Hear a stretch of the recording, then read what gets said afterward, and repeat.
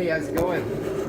Dan Lusinski from Dark Angel Cutlery, and I'm working on a sword here that is just getting started from a piece of 1/4 inch by 1.5 1085 by carbon steel. I also have a couple of blades that were forged out from Nicholson files. One's a Farrier's rasp. One blade that is actually a Viking seax that I quenched the other day, and I noticed there was a little bit of a bend to it, or a bow, and it happens when I quenched it worked the steel. But today I'm going to straighten that warp out, and I'm going to re-quench the blade, and then hopefully this evening I can get it tempered out in the oven. So that's where we're at.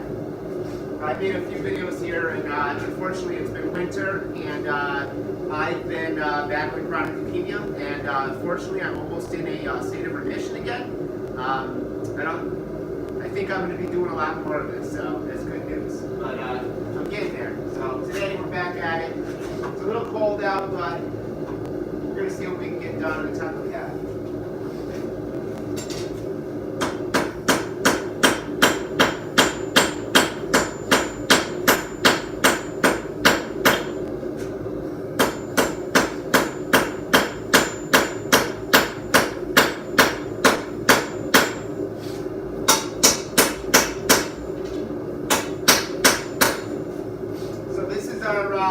Our 1085 1/4 inch by 1.5 inch piece of steel that I plan to make into like a cavalry saber.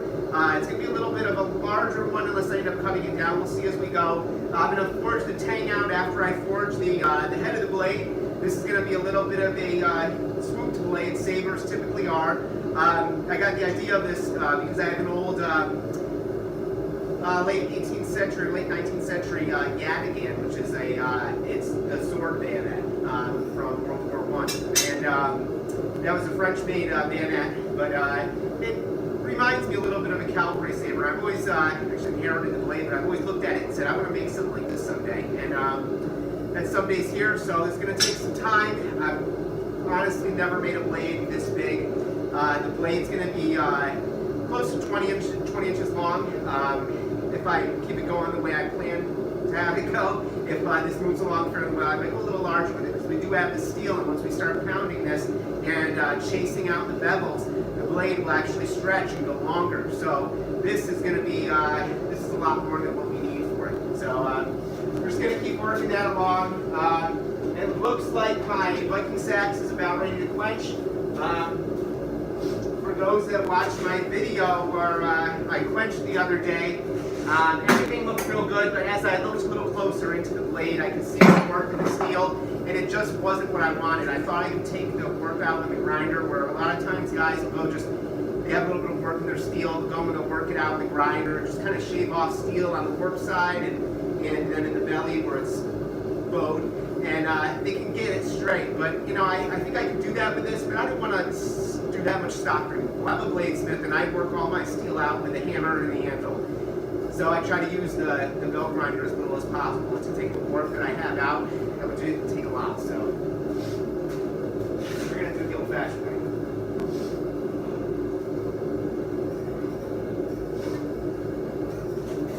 So here's our Viking seax, and you can see it's orange hot, so we can go right into quenching this, but I want to make sure the bow's out. And I've already warmed it up and hit it a few times to try to straighten it, but I'm going to hit it a few more and make sure it's perfect. That's the way I want it.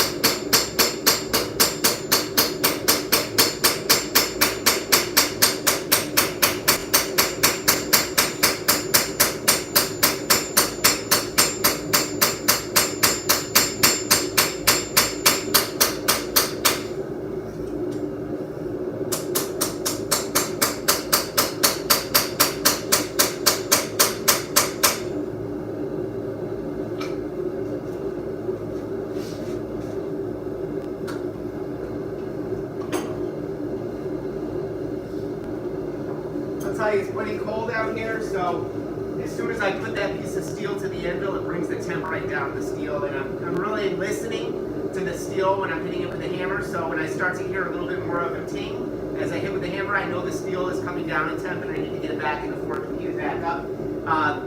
There's potential in cracking the steel if you hit it when it's too cold. So you really need to pay attention and listen. I know we've all seen episodes of Forging Fire if you watch the show, where guys either drop their blade or crack their steel by hitting it when it's too cold. And you know, those of us who do this, you know, for a living or for a hobby, we're watching that stuff and we're just like, really?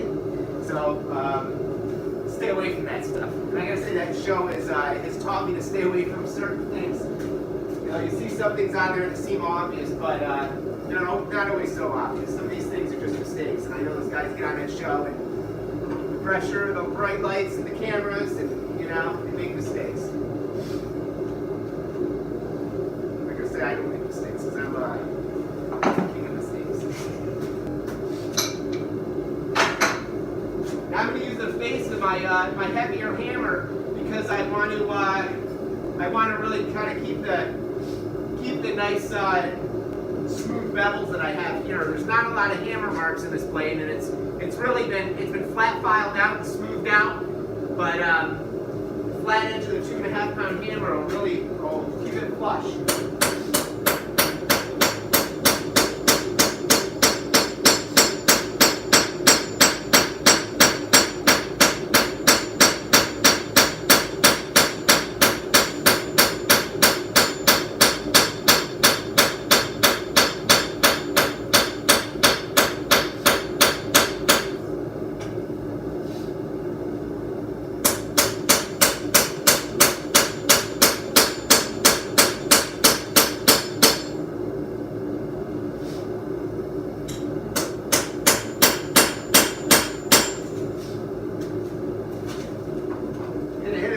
Times, and then I think we're going to be ready to quench it. I'm going to start warming up my quench oil because, like I said, it's cold out here. And you know, I mentioned in the last video, I'll mention in this one too, when it's this cold outside, the Parks 50 oil, the quench oil, is also very cool. This Parks 50 is a 9-second quench, so it quenches that steel really fast to bring the temperature right down. If you've got a cold oil, you're going to bring it down even faster than expected. You're going to crack your steel. So we're supposed to have the Parks 50 between 100 and 150 degrees. I've had it anywhere in that spectrum. I usually just take a piece of rebar or a piece of scrap steel and I put it in the Parks and I get it around in there and just warm it up and bring it up to temp a little bit. It's worked for me, you know. I get criticism for that. It's not an exact science, but it works. And you know, that's the thing about bladesmithing, that guys have been doing this for hundreds of years. And we didn't have the science that we had now 100 years ago. Hell, we didn't have the science that we have now 50 years ago, but people made it work. There's some beautiful, beautiful works of art, some cutlery that just can't be made today, that was made purely by art form years ago. And they didn't have the science, but they did it. It worked great. I mean, they're battle-proven weapons. So I'm not making works of art here. I'm trying to make weapons. I'm trying to make battle-ready weapons. These are fully functional pieces of steel. So this is my scrap. I'm going to try to forge it out a little longer. This was actually also a farrier's raft that I was working out into a skinner. You can see it's kind of got that shape of a skinner there. So I'm going to work it out a little bit longer. I am going to quench it here. I don't know if I'll make this into an actual blade or not, but I am going to use it to heat up my parts.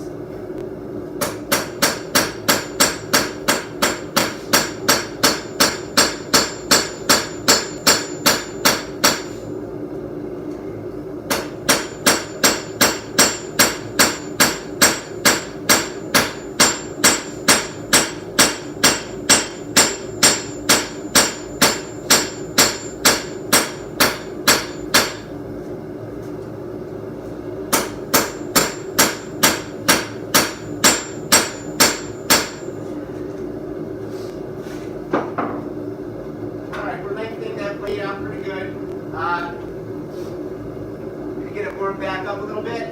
I'm going to take that seax back out, make sure it's good and straight, get it ready for quench. I think we're looking pretty good right now. There's still a little bit of a curve in the tip, but the bulk of the blade is pretty straight.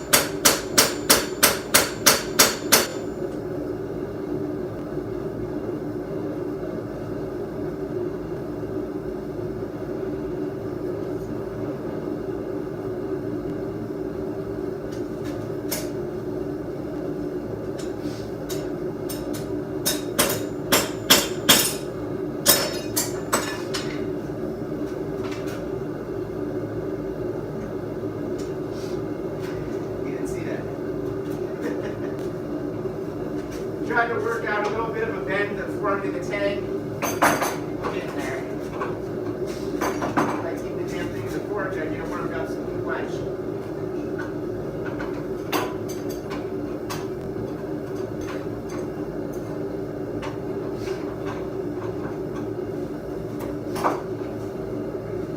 Now when I'm working, I try to work multiple pieces of steel. I just don't work one or the other.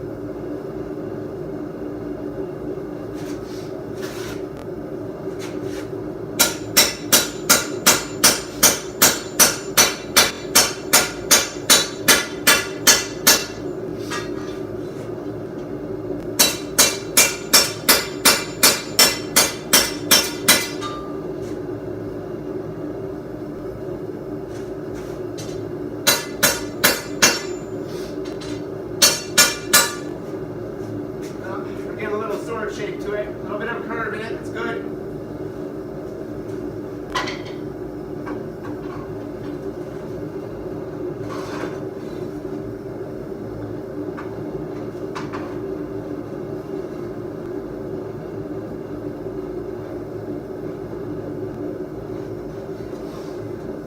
Trying to get that seax out the other side. I'm going to yank it out from the other side when we quench.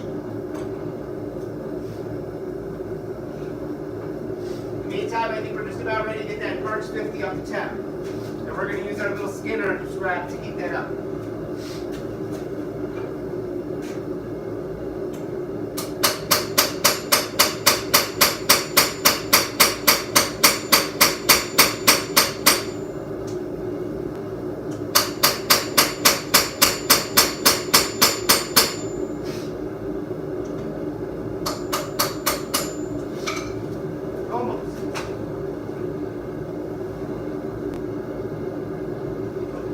Couple more hits on the seax, and then we're going to quench in the parks.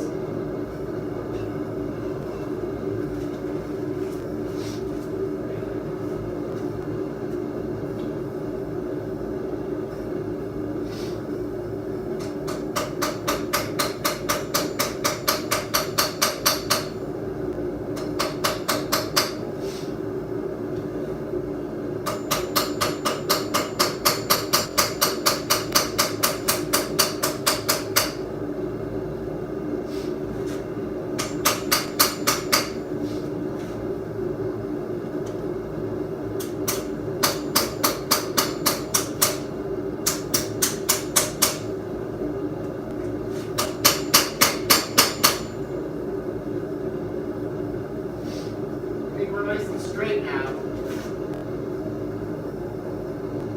think it looks good.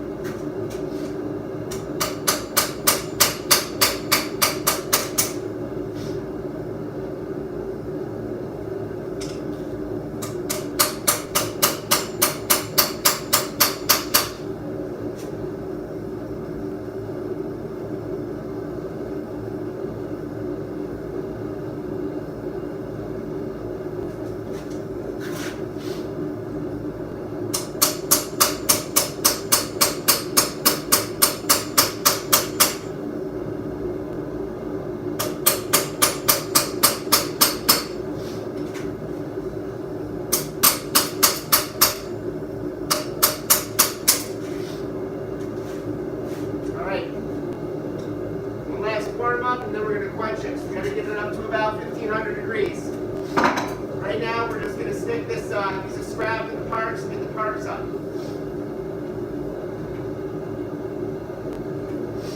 Enough talking, it's time for doing.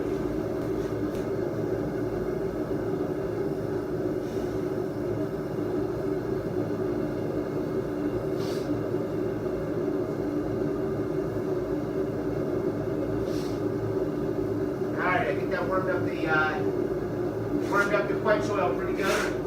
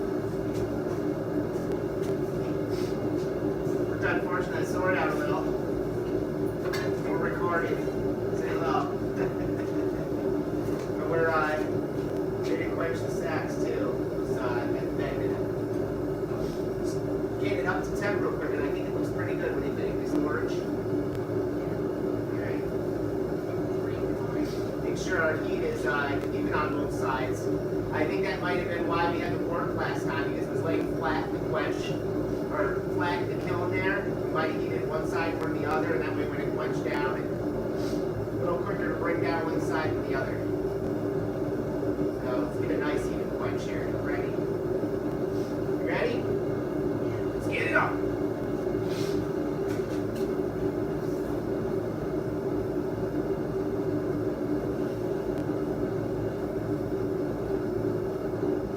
Sounded good. I didn't hear a ting or anything, so. What's that? My bucket? No, why? Oh, yeah, most definitely, but it's plastic. Alright, I think that's good. It looks straight, straighter than last time.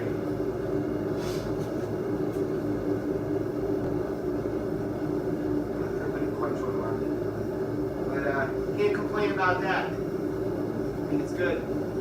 So we're just gonna leave it on a fire break here and let it cool. We're done with pretty much everything we were working on here. Show you guys a little trick while we're here. I don't know if this is in the shot, but once we quench and we get down to temp, we clamp this between two pieces of steel and make a heat sink.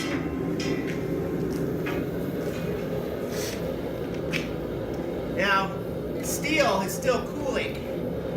And we got some nice cold steel here, so it's been quenched and hardened, but I don't want to have any chance that it's going to work. And while it's still warm, I'm going to clamp it down between these two pieces of steel. We got some mild steel and we got some 440 flat steel here, sheet steel, that I do my welding on and stuff like that. So this is just going to prevent any warping. You can't clamp this down in here nice and flat.